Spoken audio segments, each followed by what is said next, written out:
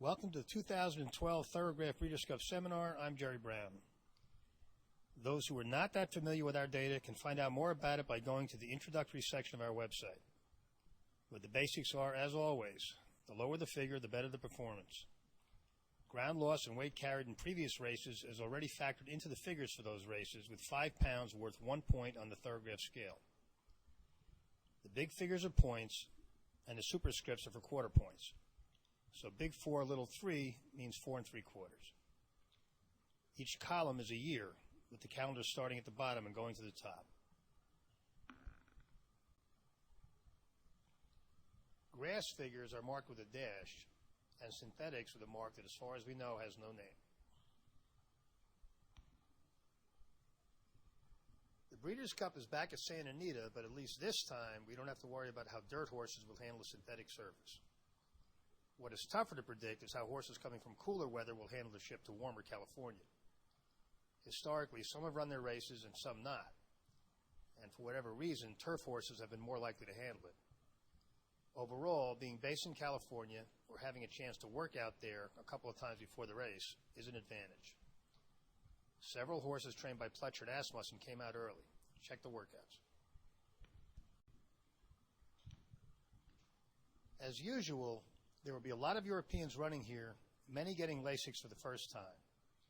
So we went into the database and did a little homework, and here's what we found. Over the last 3 years, European runners making their first start in North America that added Lasix averaged about a point better in their first start here relative to their own previous tops, and those who did not add Lasix did compared to theirs.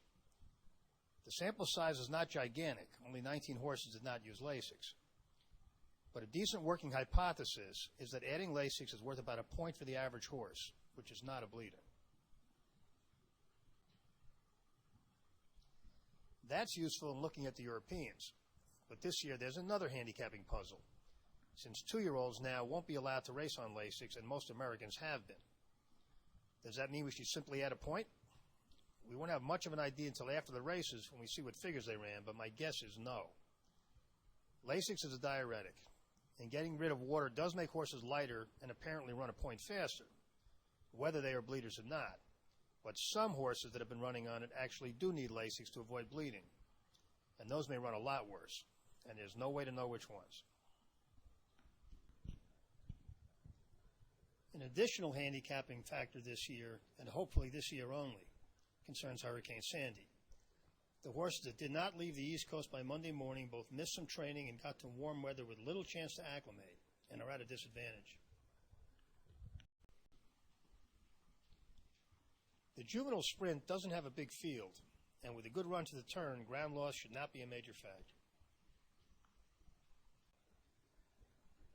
Hightail is a typical Lucas trainee, meaning he's heavily raced. After getting down to a decent sprint figure, he bounced badly and took 5 tries to get back to that level last time out. If you compare of this time, it would make him a borderline contender, and we note he ran the first good figure without Lasix. Merit Man ran over turf-like Poly at Del Mar, then much better when he got on dirt. That figure is probably good enough to win this, and it has the advantage of being locally based. But it's also a very big effort for a 2-year-old, especially one with 0 pedigree, as you can see from his weanling price. And there's a good chance he will bounce. Super 99 ran a figure first time out that makes him borderline relevant here. About half of Baffert's 2-year-olds run a new top second time out, and this is another that is locally based. Sweet Shirley May ran well first out, poorly when she acted up at the gate, then put in a new top when the blinkers were taken off for the spin away. She's had 2 vet scratches along the way, including one at the starting gate in her last. But it costs money to enter and ship, so presumably the barn thinks she's okay. This filly gets a half point in weight from the colts, is a contender on number power, is well rested, and Ward does well in California. The others in this race are slower than the ones discussed, and there's no particular reason to think they'll move forward now. Merit Man obviously has a big shot if he runs back to his last one. But if he's a very short price, it's worth taking a shot he'll bounce, using Super 99, Sweet Shirley May, and possibly Hightail.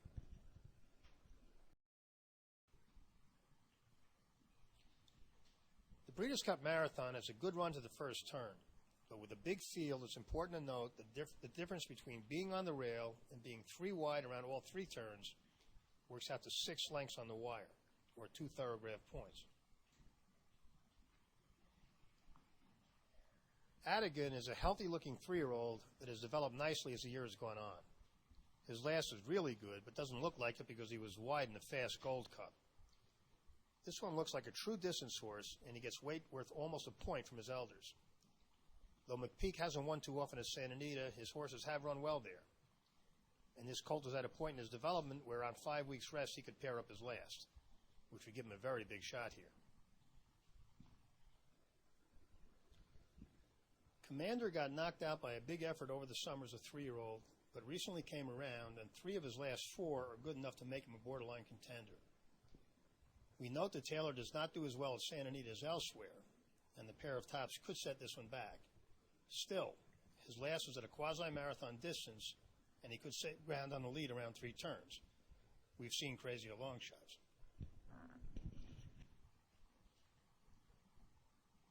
El Daffer won this race a couple of years ago at Churchill, running only slightly faster than he has in his last 2 races. If he can run that well again, he'll get a piece of this and could even win if enough others don't like the distance or the travel. But he's now 7, and it's more likely the 2 efforts combined with an east-west ship will cause a regression. Grassy got better at age 5 last year, running figures that would make him borderline competitive with these, but they were all on grass. He now makes his 3rd start off a layoff and first ever on dirt. Since he's by a sire whose runners do about the same on turf and dirt, he has a chance to get a piece of this.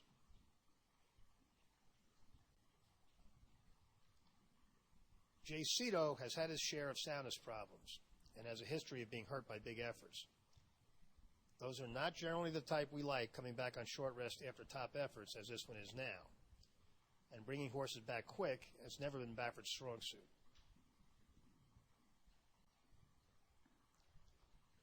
Not Abroad has run a lot of figures that would make him strong here, including one going 1.5 miles this summer. He backed up on short rest after that, but has been heading back forward since. On his best, this is the best horse in the race. And while he's racing at a track where Petro hasn't even had a starter, if he does fire, he has a big shot.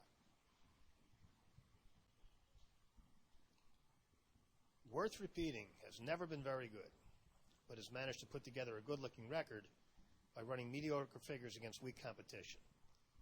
This horse will be one of the favorites, which will create value with some of the others. Not Abroad's very late arrival in California makes it a guessing game as to whether he'll run his race.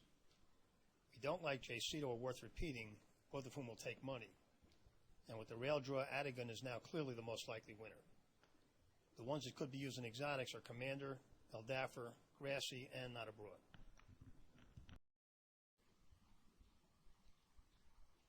The Juvenile Fillies turf race will be run at 1 mile around 2 turns. And with a short run to the turn and a big, evenly matched field, outside posts are at a disadvantage unless you have the early speed to clear. Flashy Ways broke her maiden over turf like Polly, then ran a lot better going 2 turns on grass.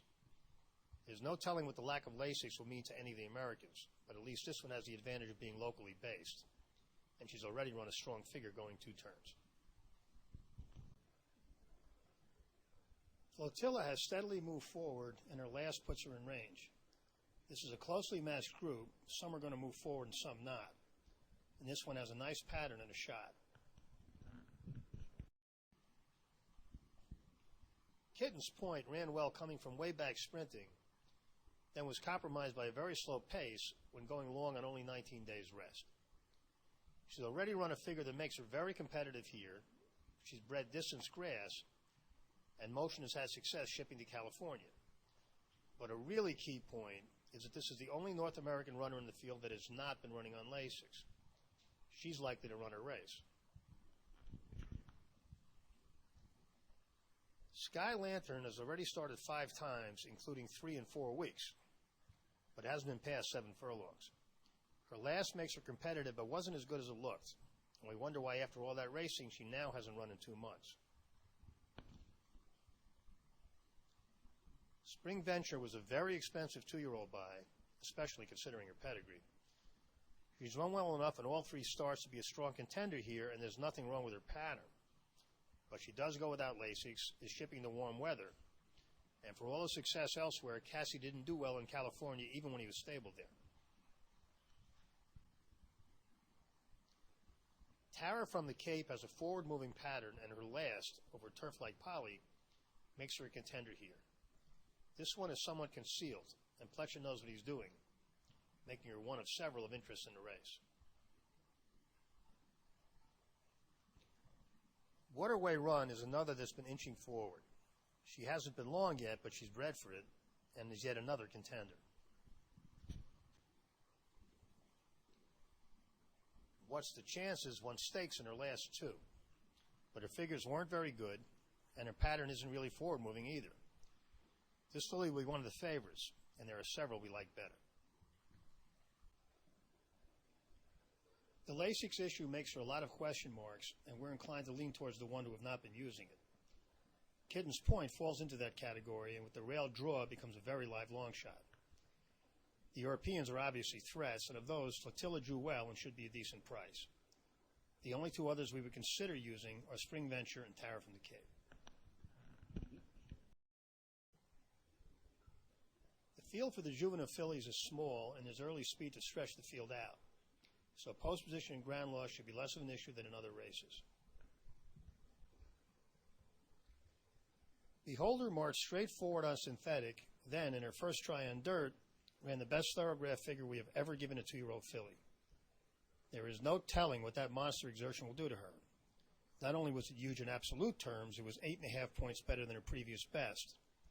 And horses that jump going from synthetic to dirt are often one and done for a while. The distance is obviously a big question too, and stressful exertion, like a really big effort, can cause bleeding. And now she doesn't get Lasix. Beholder is much the fastest going in and could back up a couple of points and win, but there's a good chance she won't run well. Broken Spell is another heavily raced Lucas 2-year-old.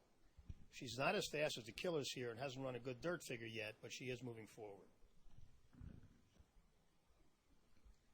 Dreaming of Julia ran big in her second start, then was able to win the Frisette despite bouncing. This undefeated filly is by AP Indy out of a top race mare and has license to be anything, but right now only one of her 3 figures makes her really strong here. That, combined with shipping in very late and losing Lasix, makes her a contender but no great value. Executive Privilege started 5 times in just over 3 months, a tough schedule for a 2-year-old filly. 2 starts back she won close but was very wide, earning by far her best figure. Her last, while more impressive visually, earned a much worse figure as she saved ground on both turns. This is a tricky call. This filly certainly could win, but she's another with only one really strong figure out of 5, and she may still be feeling the effects from that big one. All that and Lasix off make her tough to take at a short price. Cow-Eye Katie ran very big in her debut, reacted a little on just 3 weeks rest, then ran a new top when better rested. That's a big figure for a 2-year-old filly, but it's not as crazy big as Beholder's effort, and more importantly, doesn't represent as drastic a jump from previous best. On the other hand, she hasn't gone close to this far and got to California very late. Spring in the Air jumped to a figure in her last that makes her borderline competitive here. The problem is it came over turf like Polly, and she's running on dirt. So far, her young sire's runners have been much better on grass, and besides that, the big top plus travel makes it likely she would bounce on any surface. The fast ones here are all suspect for various reasons, and the fact that the entire race has been using Lasix and now will not creates randomness. In general, the more randomness, the less it's right to take a short price. We don't think Beholder or Executive Privilege will run their best, but with the 2 Pletchers arriving so late, it's tough to have confidence in any of the top fillies, all of which makes it tough to know what kind of figure it will take to win this. The race could completely collapse, especially if the pace is strong, which it looks like it will be.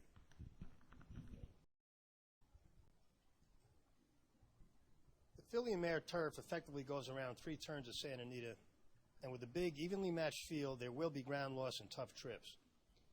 Historically, European jockeys have been more conscious of saving ground than Americans, which is one reason the Euros have done so well in Breeders' Cup grass races.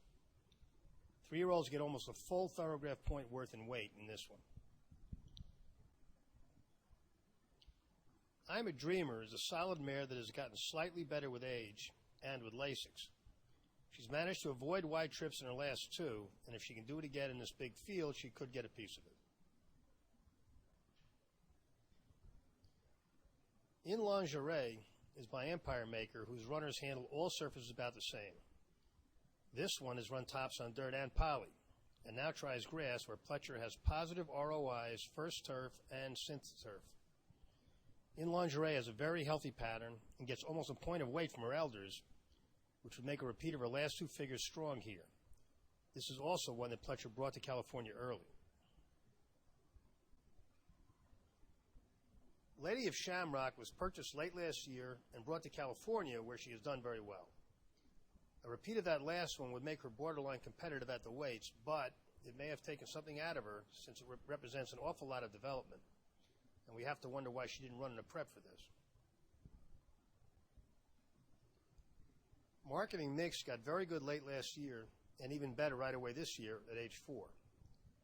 After a relatively poor effort in the Beverly D, she moved forward again in her last, and 4 of her 6 efforts this year would make her a serious contender to win here. This one has also been in California since before her last race. Narain paired up good ones late last year, coming close to winning this race with a slight new top when first-time Lasix. Her 3 tries this year in Europe were nothing to write home about, but she broke through with her best effort ever last time out when back on Lasix. It's tough to know whether she'll bounce now or will maintain that level, and she's no sure thing to win even if she does pair up. So she's a contender, but no great value.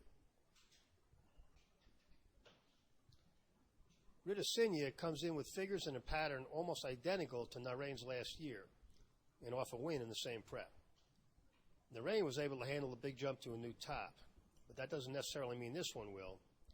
And even if she does, this is a tougher field. She would probably need another forward move just to have a shot. The Fugue ran 6 times in 4 months earlier this year. Note that she was getting 10 pounds from the winner in her last. That figure and her others weren't that good. She would need to improve to contend. Zagora got much better when she got on Lasix and to Chad Brown at the beginning of last year, and even better 2 starts back at Saratoga. That effort was substantially the best of her career and the best by anyone in this race. Her last was good, but not at that same level, and the question now is whether she'll continue to tail off from the big effort or go back to it. We're inclined to think it's too soon to see her best again, especially with the cross-country trip at the end of a long campaign. Still, we're also not inclined to throw out the fastest horse when she's not the favorite. The Europeans, specifically Ritasinia and the Fugue, will be overbet. Narain is the €1 we would consider using. In Lingerie drew wide, but has a tactical speed to get position. Zagora and Marketing Mix are the others we would use.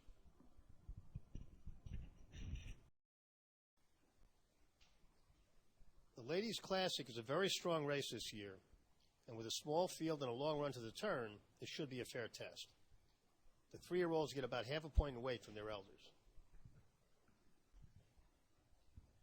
Awesome Feather was good when she was champion 2 years ago, and even better after she got to Chad Brown's barn. This filly has a sheet of an unsound horse with 2 lengthy layoffs, and that kind often runs well fresh. This one sure did last time. When we finished adjusting for 124 pounds and a wide trip, she'd run a figure about as good as Royal Delta's best and faster than any of the colts in the Classic have ever run. Even with 6 weeks rest, that effort would be likely to take a toll on any filly, but given this one's history and the East-West ship, we think she's very likely to back up, maybe a lot. This race aside, we think the effects of that big one may be such that Awesome Feather won't make it back to the races much after this, if at all. Grace Hall was good last year and got progressively better early this year, before her only stinker in the Alabama. Her return at Hoosier was better than it looked, in fact the best effort of her life, and better than the other 3-year-old fillies in this race have ever run. It's not such a big jump that it has to set her back, and she is very relevant here, though clearly the ship to California is a concern, especially since Tony Dutrow has not had a starter at Santa Anita before. Include Meow spent most of the year beating up on a weak California division. She's not that good and would have to improve a lot to contend here. Love and Pride came out west and buried Include Me Out and the other locals simply by repeating her previous best. She's been there since then, and if she can run another, she could get a check, but the paired up tops could also cause a bounce. My Miss Aurelia was strong as a 2-year-old and has never gone back, meaning every figure is as good or better than the one before it. We don't know what caused the layoff, but since her return, she's improved on her 2-year-old figures, but not to the extent you would think would set her back. This one has been in California quite a while and should run her race, possibly a new top. Questing spotted My Miss Aurelia 7 pounds at Parks, but ended up earning the same figure due to the other filly having a wider trip. This one has developed an awful lot from her 2-year-old top, and her good figures came when the McLaughlin barn was doing much better than they have been recently. We don't like all the bearing out, and overall don't like Questing as much as the other 2 3-year-olds. Royal Delta got better as the year went on last year, and when she got back from Dubai, threw a figure even better than the great Rachel Alexandra, or near great Zenyatta, ever ran. She had every right to curl up and die after that, but put in a good effort despite being close to a fierce pace at Delaware, and another in defeat at Saratoga when she spotted Love and Pride 10 pounds and a lot of ground loss. In her last, she started moving forward again, and probably would have earned an even better figure if she had been persevered with to the wire. With 5 weeks rest and 5 months to recover from her big one, the cross-country ship is the only thing that can keep this filly from running well, and she may be ready to put on a show. The news that Royal Delta got banged up on the flight out and was treated with antibiotics created some unwelcome uncertainty, but unless she misses some training, she's a likely winner. We don't need to use Awesome Feather or Questing, but do have to use My Miss Aurelia. Grace Hall came in late, but the price makes her usable.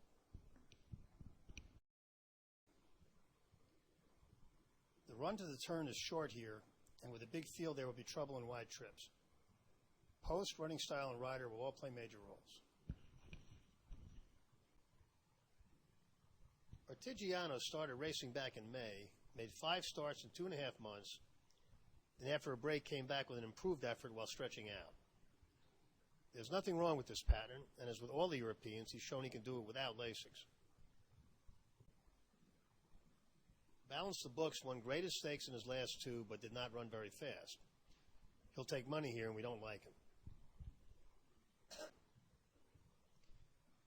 Dry Summer ran well sprinting on poly and going long on grass before bouncing on dirt. Off his grass figure, he fits with these and is locally based.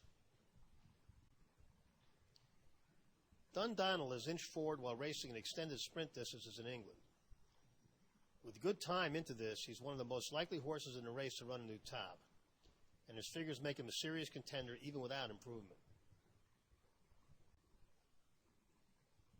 Fantastic Moon isn't that good even on his best, and we don't like the backward move last time out. George Vancouver has already made 6 starts. He got down to a good one in August, bounced on 3 weeks rest at odds on, then returned to his best after 5 weeks rest. Coming off a top effort with only 3 weeks rest and a plane ride, he does not have to run well, and there are distance questions too. Gervino ran a solid figure to win first out, then won a turf stake by saving ground, earning a worse figure than runner-up Dry Summer, who was wider on both turns. Both are competitive on number power and are based in California, and both have to give up Lasix.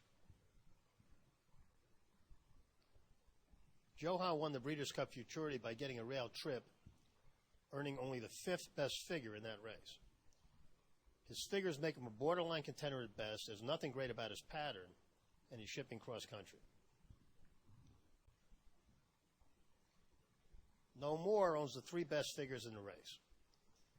His pedigree is basically turf neutral, but 2 of those figures came over a polytrack that is more like grass than dirt. Based in California, with 5 weeks rest, he's a contender. Noble Tune moved forward strongly second out to a figure that puts him in the mix. The East-West and Lasix questions apply, but at least this one contends on number power, which Stablemate Balance the Books does not. The only ones that have not been racing on Lasix are the Europeans. Of those, the 2 we like best are Tigiano and Dundonald drew well. No More got a very tough draw, and even Gomez may not be able to keep him from getting hung out wide.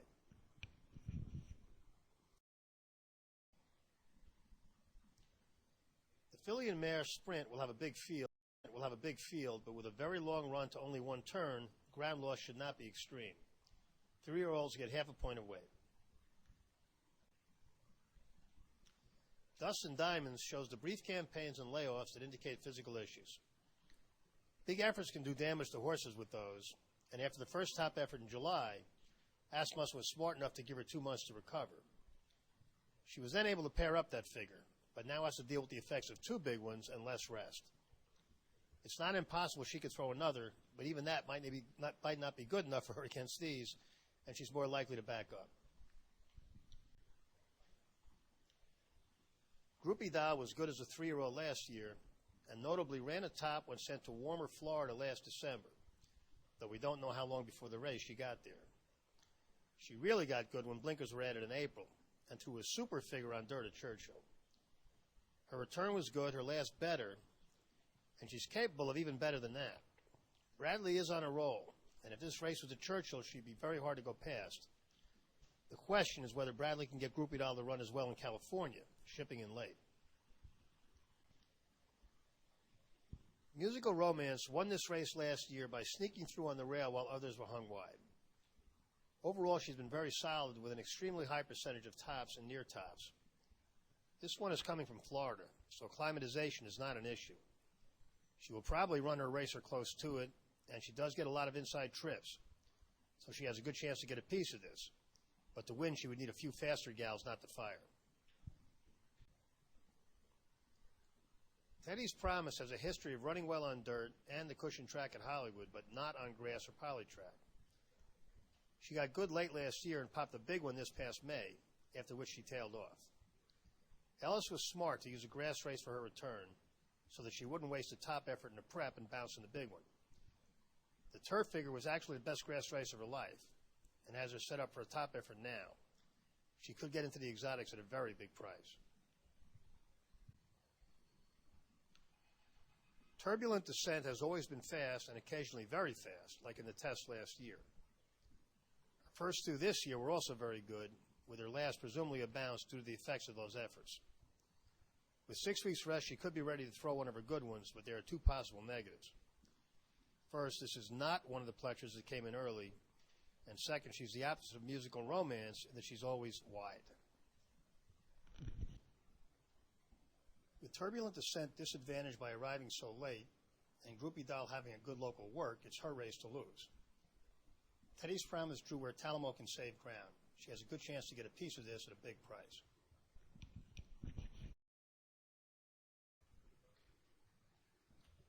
The Dirt Mile doesn't have a huge field, but still a pretty big one, and the run to the first turn is pretty short. So post, running style, and rider can make a big difference. 3-year-olds get half a point of weight. MC ran an enormous figure in Florida last winter and took 7 months to get back to close to that level, though he threw in a couple of pretty big ones in between. If this one runs back to his last, the only one that could even threaten him here is Shackelford, but there are big question marks. First, though he's had 2 months to recover, given his history, he may or may not still be feeling the effects of that major exertion. Second, he's never been 2 turns before. Third, McLaughlin's horses are not running as well as earlier this year. And fourth, he shipped into warm weather right on top of the race. This is the best horse in the race, but there are a lot of negatives. Fed Biz was hurt by his big jump last winter and now has run that same figure twice since his return. He beat Jimmy Creed with one of those only by saving ground, and at this point is a little overrated. He would need a new top just to contend. Jersey town has had trouble staying in one piece the last couple of years.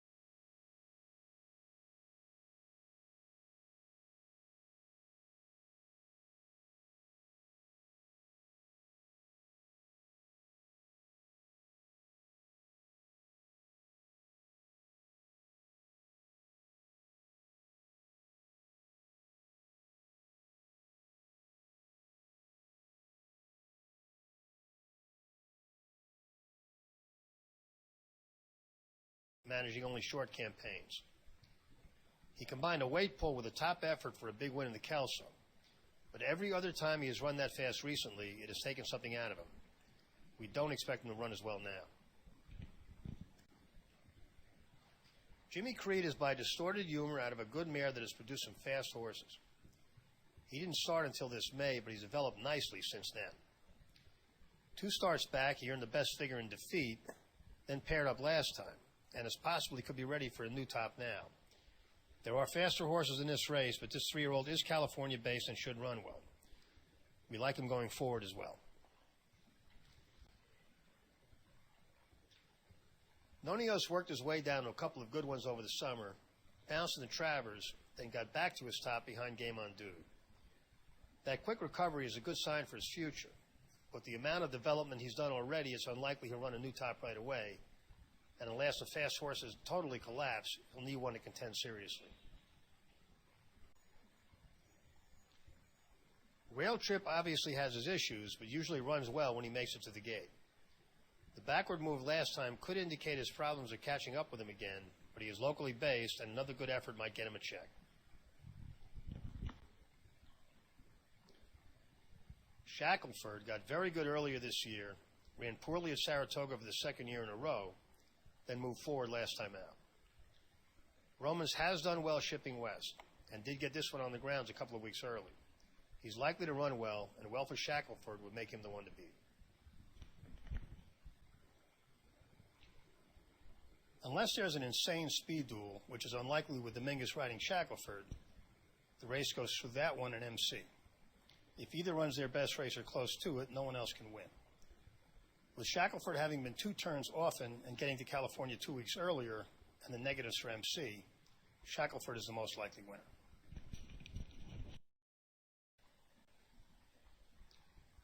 This year's edition of the Turf Sprint is much stronger than last year's, and will be run in an extended sprint distance, mostly downhill on a twisting course crossing the dirt track. With a lot of early speed tearing down the hill, there's a chance for major chaos. Bridgetown has been a top grass sprinter for a long time, though he's not quite as good now as last year. His pattern is solid, and he did get to California early, and though he hasn't been this far recently, he ran well at 2 turns as a 2-year-old. This is one of many who can win. California Flag won this race in 2009, and though he has lost a couple of steps since then, he can still run figures to make him competitive, and he runs well fresh. Corporate Jungle moved forward steadily this year and put in 3 big ones at middle distances, including one that was completely concealed by a wide trip. That race came after shipping to California, though not this time of year. In his last, he caught a dead rail at Keeneland and had no chance. This is a live long shot for a piece of this, and if not this time, there's a bet to be cashing this horse at some point. He's better than he looks. Great Attack is one of many with lots of competitive figures in grass sprints. While Ward is usually better second off a layoff, we have to believe he's been pointing to this, and he does well at Santa Anita. Great Mills has been running solid figures and threatening to break through with a new top for some time. If he does it now, he has a big shot, and he got to California a little early. But he will also have to go a furlong further than he has in over a year. Ms. Direction has tried different surfaces and distances, but the 5 best efforts of her life came in grass sprints. She gets a little weight from the coals and fits here on her best.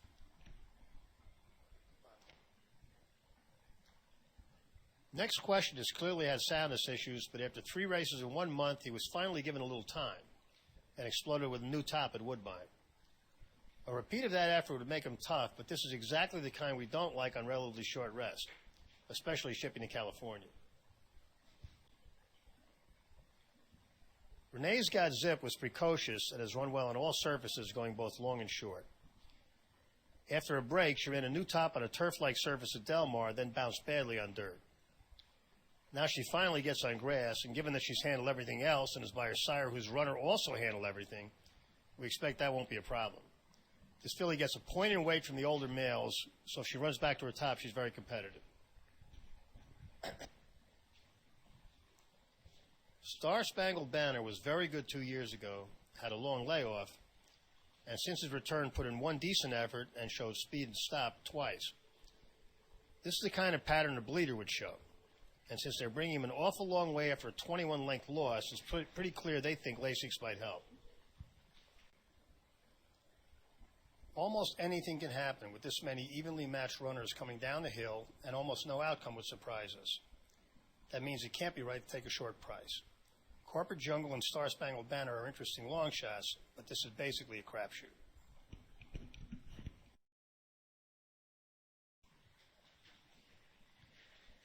The juvenile doesn't have a huge field, so the outside post won't be an extreme disadvantage, but they can't be a plus. Fortify ran okay in 2 sprints, then moved forward going long, a good effort somewhat concealed because Shanghai Bobby exploded with a big one in the Champagne. This Godolphin runner is by distorted humor out of an AP&D mare, so he has license for further improvement and is the only one in the field that has not been racing on Lasix. By the time this race is run, we'll have had a chance to see whether the other McLaughlin runners who shipped in late were able to run their races. But pending that, this one is clearly the live long shot. Power Broker ran okay on poly and turf, but jumped way forward on dirt, which happens with a lot of Baffert runners. It's tough to know how much that effort took out of him, but he is locally based, and a repeat of that big figure would make him tough. Shanghai Bobby is one of the very few top horses to be both precocious enough to race in April and to still be developing late in the year. His last was very good, but the drifting out may be a sign that he has hit his limit, and this is one Pletcher did not bring out early. Speak Logistics went forward to win a big pot at Calder last time, but his figure wasn't that great, and he doesn't figure to improve on only 3 weeks rest. Title Contender was nothing special in his debut over Poly, then moved way forward when he switched to dirt, stretched out, and added blinkers. That figure puts him in the game here, and with 5 weeks rest, he could go forward from it. We were interested in taking a shot against Shanghai Bobby even before he arrived so late, and now he's a clear bet against. Fortify, Power Broker, and Title Contender are the only ones to use.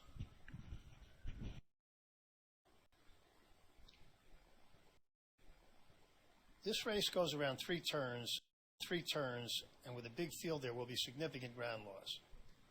As is often the case in grass stakes, many are within a few points in ability, so it'll be virtually impossible for someone to get caught wide all the way and win.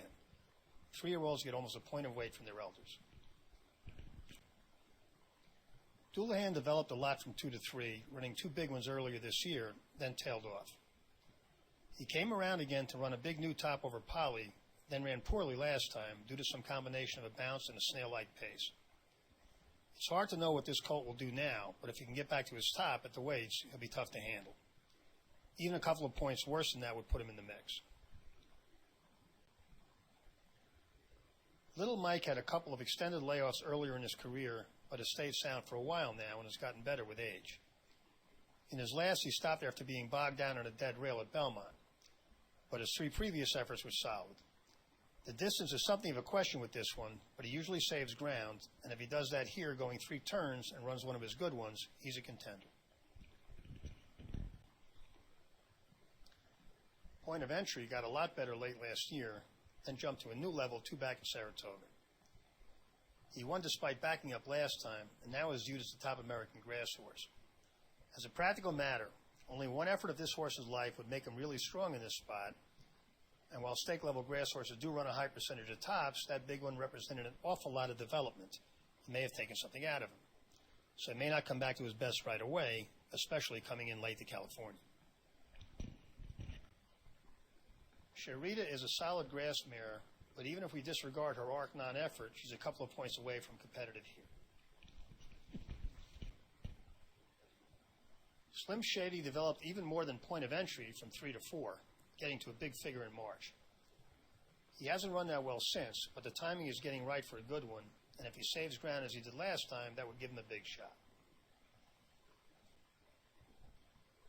St. Nicholas Abbey improved slightly with Lasix to take this race last year.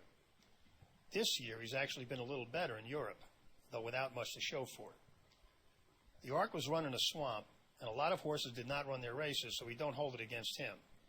This one now gets Lasix again and is dangerous. Trailblazer was pretty good in Japan, then in his only start here ran a big new top with the addition of Lasix. That effort came at a distance far short of optimal for him, and if he can repeat that figure, it would give him a huge shot. The danger is the Euro bounce. Sometimes foreign horses run their best the first time here, then react to the big effort. Still, he's been in California a while, and at a price, he's a must-use. Turbo Compressor has never gotten back to the big figure he ran on dirt late last year, but he's been solid on grass since, except once when something went wrong at Saratoga. This horse gets a lot of inside trips, and if he can work out one here, he's dangerous. He's also been in California since before his last race. The draw seriously affected the chances of several horses, making it tougher for Slim Shady and Trailblazer, and helping point of entry, Turbo Compressor, and St. Nicholas Abbey. We still don't want point of entry at the price, but we do like the other two, with Doulahan, Little Mike, and Trailblazer, the others that can be used.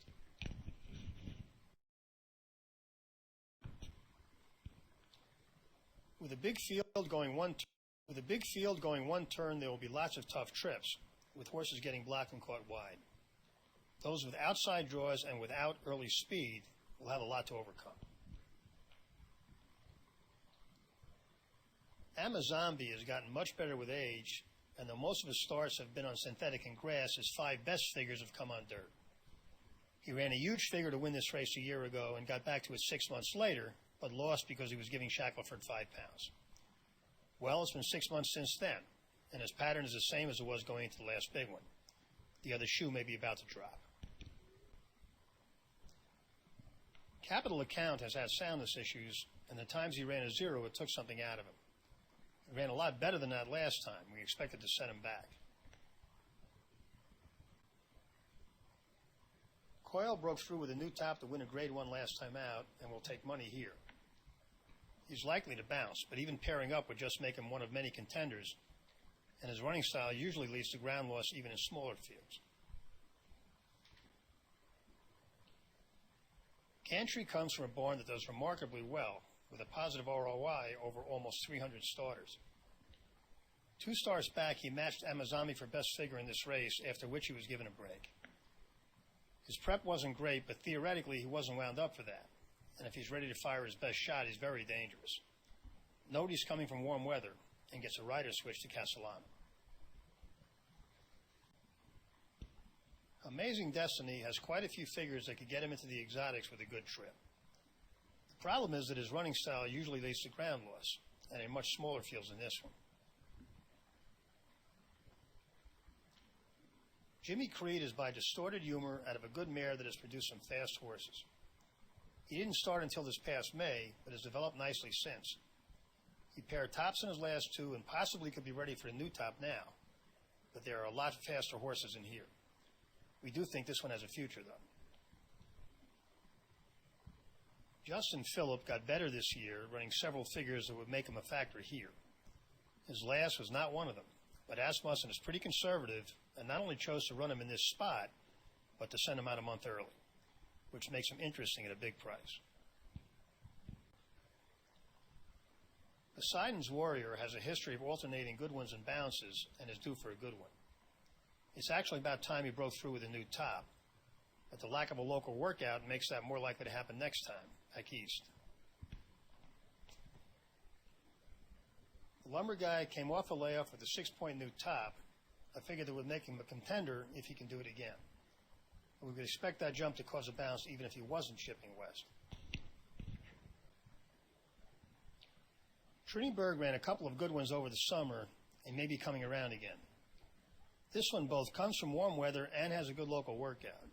He gets a little weight, and as a 3-year-old might even still have another forward move in him. Interestingly, this field of top sprinters does not contain many true front runners, but this is one, and it's an advantage. Coyle, Capital Account, and the Lumber Guy will be bad, and we don't like them. Amazombi will have to avoid getting hung out, but he's the best of the locals and a must-use. Gantry, Justin Phillip, and Triniberg are the others we like in a race that could produce some big exotics.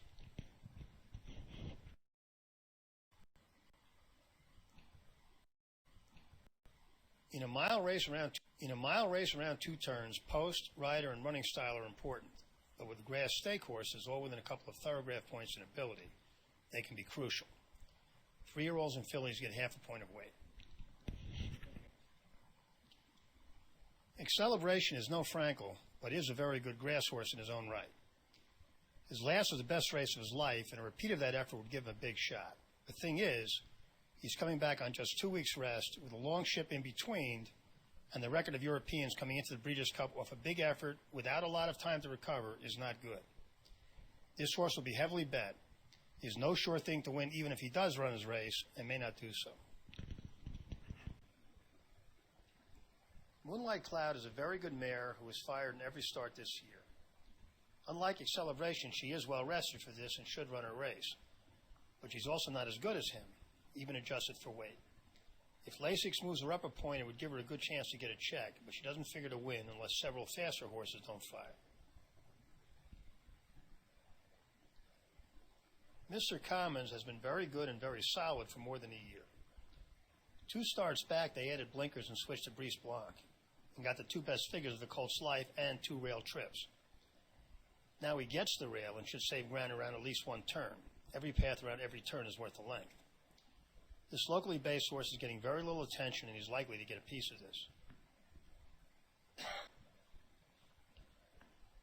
Obviously has gotten progressively better, especially when stretched out to a mile this summer. This gelding is very likely to clear and save ground, which means any of his last 3 would give him a good shot. And if he pairs his last one, someone will have to save ground and run better than -1 to beat him, or spot him some lengths of ground Ross and run a lot better than a -1. Grass horses in general bounce less and run figures in a tighter range than dirt horses. So if he does bounce, it probably won't be very much. Obviously is the one to beat here. Suggestive Boy ran a huge race when wide in his North American debut, and after a bounce got back close to it going 1.25 miles on polytrack. In his last he tried dirt and ran mediocre, and now gets back on grass. With 5 weeks rest, he should run well, which makes him a borderline contender if he can avoid a wide trip. Note this horse is Southern Hemisphere bred, which means he's 6 months younger than our 4-year-olds and might still get better. Wise Dan has run negative Thoro-Graph figures on dirt, grass, and synthetic, probably the only horse ever to have done that. He's the best horse in the race, and he always fires. But now he's not only shipping to California, but getting there at the last minute. With an X factor like that, it's tough to take a short price, even on the best horse in the race. We want to play against the Europeans here. Obviously is, well, obvious, and we're definitely going to use Mr. Commons. Wise Dan is a tough call. It's tough to bet on him or against him with confidence.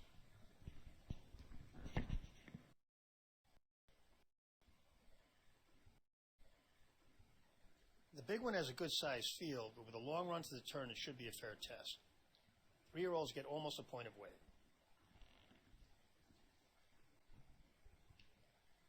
Flat Out improved dramatically at age 5, pounding out some big negative figures before tailing off. Given a break, it took 3 starts to get back to his best last time out, and the obvious question is, what happens now? Last year when he got good, he stayed there for a while, and he now has 5 weeks rest. This horse did ship east-west, but at least not at the last minute, and by the time this race is run, we'll have an idea how the shippers have been running. Royal Delta is also trained by Mott, and would be one barometer. Flat Out is as good or better than anyone in the race, and he's flying a little under the radar. Fort Larned has thrown negative figures in 5 of his last 6 and had trouble in the other one. If this race is in the East, there would be no reason to think he wouldn't do it again, but he's one that got in just a couple of days before the race. Game On Dude has run the 3 best figures of his life on dirt, but those came at about 9-month intervals, and the dirt figures in between were all at least 2 points worse, worth 4 lengths at this distance. This gelding's last was the best effort of his life, and we think he'll probably back up a couple of points this time, which wouldn't necessarily cause him to lose, since all his serious competition is shipping east-west and does not have to fire. Mucho Macho Man made 11 starts in 11 months at 2 and 3. Given a break, and with his race of space, he's been a better horse since his return. After a big one in July, followed by a small bounce, he was trained up to this and pointing at a good one. And then came Hurricane Sandy. It's tough to know what getting to California just a couple of days before the race will do to him. Ron the Greek did a lot of damage this year while running only moderate figures. He has run well in California before, but that was coming from Florida, and it's tough to see him running fast enough to get into the exacta here. To Honor and Serve ran big figures for a 2-year-old and didn't come back to that level for almost a year. This colt keeps looking like he's about to break through, but never does, and that bounce last time was weak. The good news is that by the time they run this race, we will have seen how a lot of dirt horses coming from cooler weather have run. And if some have run well, will like Flat Out and possibly Mucho Macho Man. If not, Game on Duke can probably take this without running his best.